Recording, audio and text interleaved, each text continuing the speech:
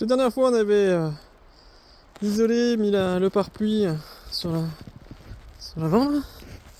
Donc on va rentrer dedans pour voir un petit peu. Essayer d'ouvrir la clé.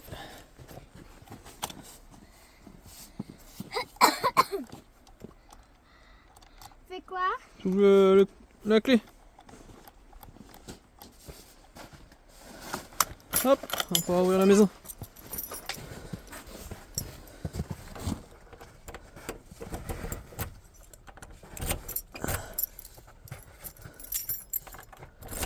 La bonne clé, hop, voilà. Oui, ça serait bien. On se tape les pieds parce que c'est nickel, hein, dedans. On a la chaux. Ouais. Et voilà. Oh, il fait bon dans la maison contrairement à dehors. On sent que c'est déjà bien fermé, bien isolé. Donc voilà l'intérieur. Donc le toit a été tout refait, hein. Souvenez-vous, j'ai déjà fait un article là-dessus. Et là, nos charpentiers avaient créé la mezzanine. Donc on voit, on a une partie mezzanine, donc on accédera vers un escalier ici. On montera de nouveau là-haut. Puis ici, on aura donc une chambre là-haut. Et là, au milieu, il y a un trou. Je sais pas si vous voyez. Hop, voilà. Ça sera pour mettre un filet, pour se détendre dedans. Et donc ici, il doit y avoir un bureau, une buanderie. De ce côté-là, où il y a les outils, il y aura la cuisine, le poêle à bois, avec la table de la cuisine face à la baie.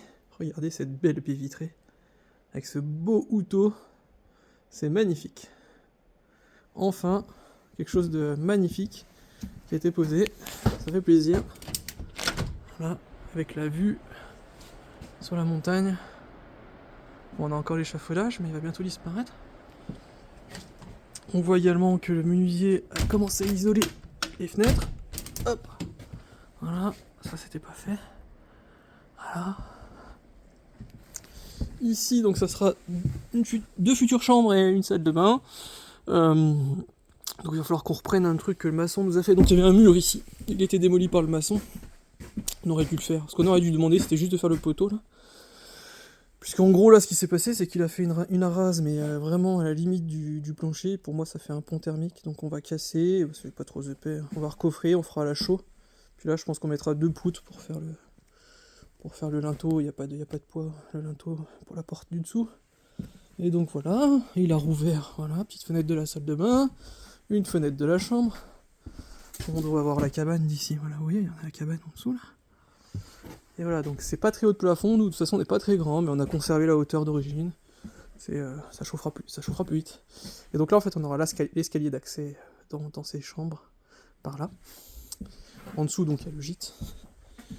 Et on a tout isolé, donc ici ils ont fait tous les... Vous vous souvenez, on avait fait aussi un article, on avait cassé tous les planchers, ils ont tout refait, avec des belles poutres, et ici on a isolé en laine de bois, alors plus pour le phonique, hein, et en 200 mm de laine de bois. Le toit lui est isolé en 400 mm, hein, 2 couches de 200 croisées. Et donc là ce week-end je pense qu'on va s'amuser à poser l'OSB là de la mezzanine, et puis on verra, peut-être qu'on fera un peu de laine de bois, vous voyez, il y en a qui nous attend ici. Donc voilà l'état de la maison. Nous, dernièrement ce qu'on a fait c'est... personnellement, c'est refaire le mur ici. Et puis compléter un peu le mur ici pour pouvoir mettre 200 mm de laine de bois également. Et donc un petit OSB extérieur, enfin intérieur et l'extérieur. Donc il y aura donc pare-pluie, c'est ce qu'on a posé en verre là. Et là, on va peut-être faire les lithos aussi, et puis un bardage mélèze naturel. Et il reste aussi à faire une fenêtre ici, une ouverture, et puis faire le mur. Ça c'est le poêle à bois bouilleur qui est en attente ici, qui sera donc à la base du chauffage de cette maison. Et les charpentiers aussi vont nous reprendre normalement les quelques poutres qui étaient un peu légères. Ça s'appelle les arbres à l'étrier, là c'est les grandes poutres là, comme ça. Et donc c'est prévu, peut-être qu'ils vont attaquer ça cet hiver. Voilà donc pour le petit tour de la maison actuellement. Et on n'a plus qu'à bosser, on fera peut-être quelques photos pour l'article sur beledou.fr. Allez, c'est parti, bonne journée.